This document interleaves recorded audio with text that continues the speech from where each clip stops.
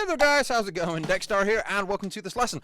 Got a little bit of a cool kind of crash-in breakdown thing, which is pretty good. But what I'm going to do with this particular exercise that I'm teaching you today is give you a little sneak peek into basically how I structure my kind of courses and the kind of channel member exclusive stuff. So normally what I do is we kind of go through an exercise, I teach an exercise, and then what we can do is you can play it along with me at 2 tempos, and I'm going to do that in this particular lesson here, so you can try it at a slow tempo to get the rhythm, and then try it at a faster tempo, because in this groove there's a little bit of a kind of tricky rhythm on the kick, and sometimes it's hard to kind of do it on your own, but kind of playing along with me, hearing how it should be at the 2 different speeds, playing along really helps you to kind of internalize these rhythms and to make them happen, rather than kind of reading it from the notation and trying to, am I playing this right? So it just gives you a bit more confidence in what you're doing.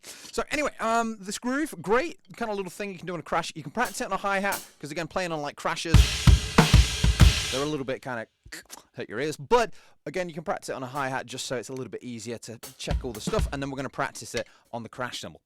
So the groove's going to be this. You've got quarter notes with your right hand, technically. So they're just going along on the quarter note beats. So you're just going to have 1, 2, 3, 4, and then we're going to have the snare drum on beats 2 and 4. So we have 1, 2, 3, 4. So hi-hat on its own, hi-hat and snare together, hi-hat on its own, hi-hat and snare together. Obviously, we'll put it on the crash later, but 1, 2, 3, 4. But the bass drum pattern's fairly tricky. And again, there's a lot of these bass drums not with the right hand. And we're very used to when we're playing grooves, we put the bass drums with the right hand. 1, and 2, and 3, and 4, and 1. And they're always at the same time. But spreading them out can be tricky. 1, and 2, and 3, and 4, and... And even if you're comfortable doing that, this is even trickier because we're playing quarter notes. So we've got really slow right hands, but then the bass drum, there's actually a lot of different placements it can go.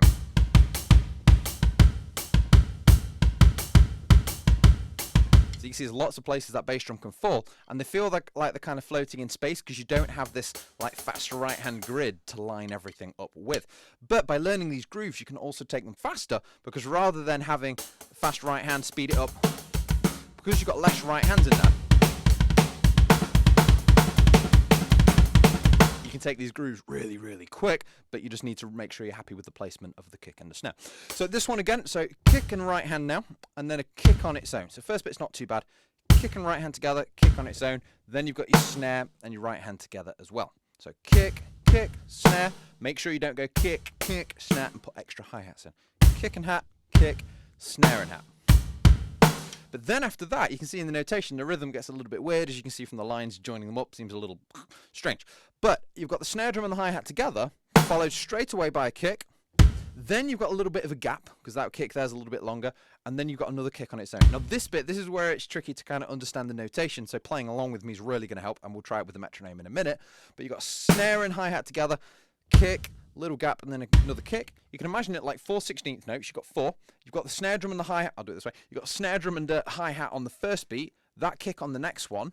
There's then, that third beat, just there's a gap, and then you've got another kick. So it's 2, E, and you've got a gap on the and. So hi-hat, snare together, 2, E, nothing on and, okay? And the counting side of it, if you guys like, I don't count when I'm in a band, I just kind of drum.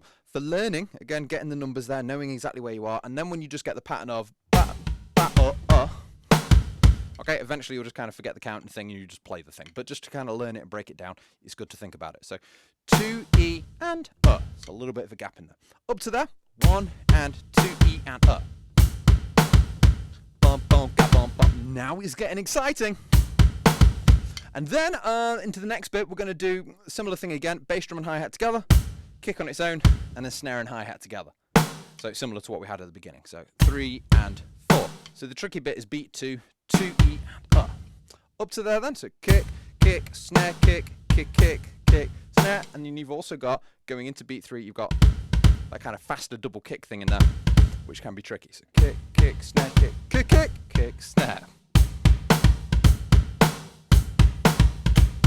So normally what I do on the courses is normally, again, that's quite a tricky groove in itself with the funny bass drums, but you'd have like 2 or 3 exercises building up to this, and then I'd have a couple of exercises kind of taking you after that, taking you even further. But again, this is a one-shot lesson, so it's just like, straight in. But we're going to try it at 2 different tempos. So slower tempo. I used to call them the slow tempo, but they're not slow, they're slower. Okay, usually they're still pretty quick. But we're going to try it at 70 BPM, and then in a moment we're going to try it at 120 BPM. So 70 BPM.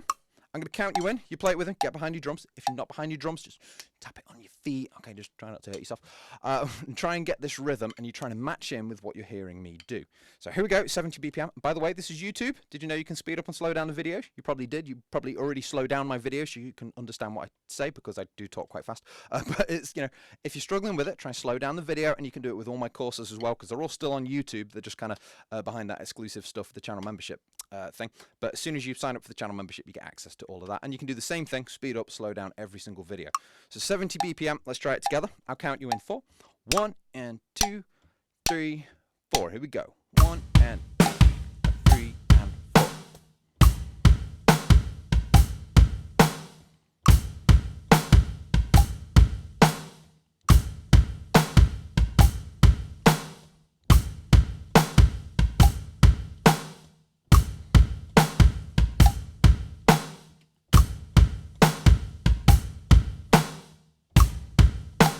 And let's try it on a crash. Here we go.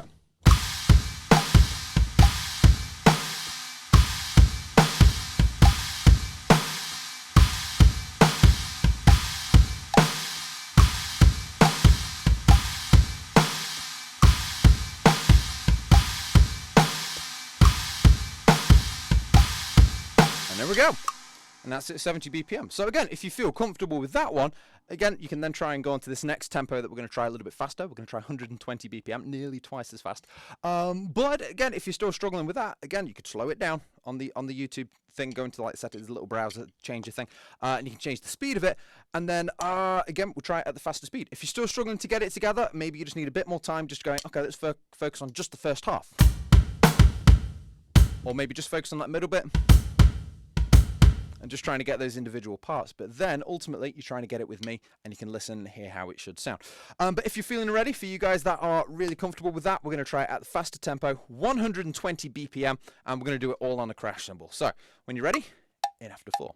And 1, 2, 3, here we go.